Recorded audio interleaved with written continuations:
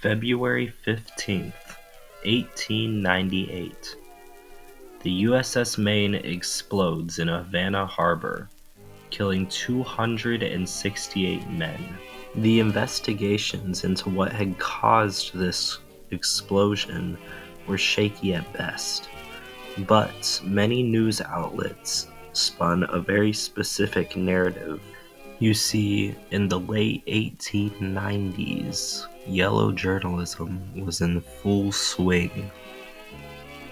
But what is yellow journalism, you may ask?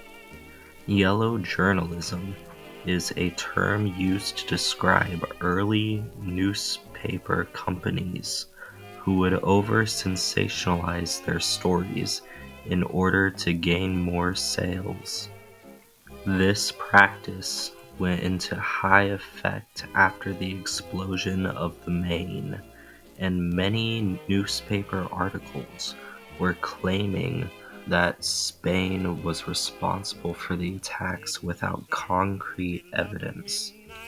You may wonder why they would employ such misleading tactics to gain readers.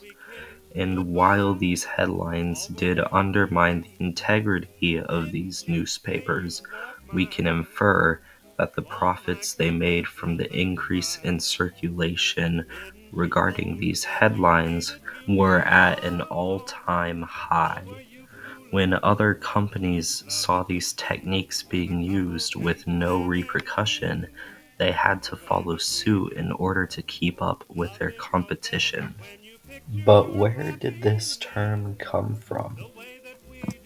Well, the term was actually coined to describe the competition between two of New York's biggest newspaper companies at the time. These two newspapers would be the New York World and the New York Journal.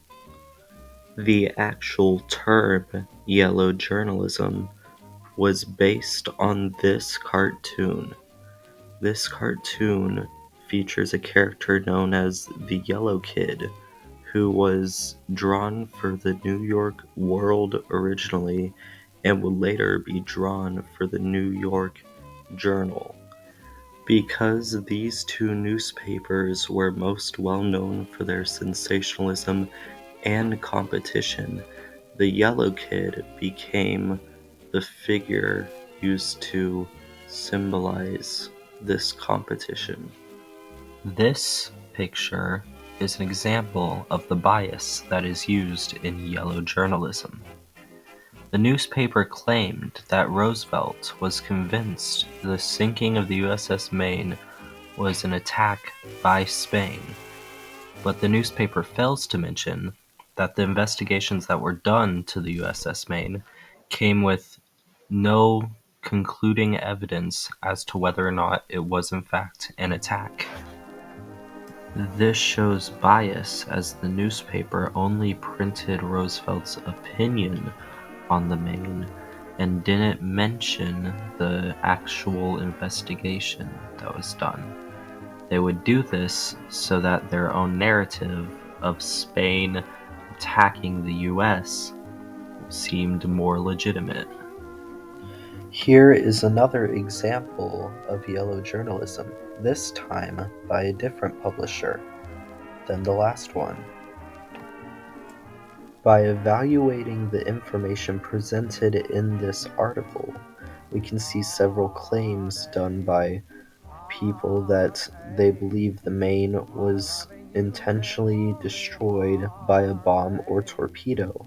However, reading through everything on the front page, you can see in an albeit smaller text, it mentions that divers were sent down to make careful examinations.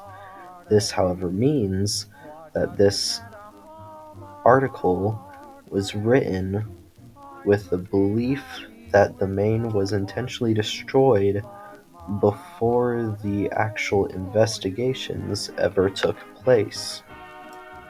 By evaluating this, we can determine that while the eyewitnesses and opinions of experts are important, without any actual investigation, a lot of it is shaky evidence at best, especially when it's presented as facts in articles like this one. By recognizing the biases and generally poor quality information presented within these various news outlets, we can make the conclusion that these papers care more about making money and selling papers than they do their journalistic integrity. While yellow journalism, in a sense, has died off, there are still many resemblances between today's media and that of the 1890s. In comparing the 1890s yellow journalism with today's issues of misinformation and sensationalism in its own right, it is clear how both far-right and far-left journalism can lose its integrity for the sake of creating outrage, similarly to the time period of yellow journalism. This issue is even more important during the ages of the internet, in which it's much harder now than it ever has been to tell if information is credible or not.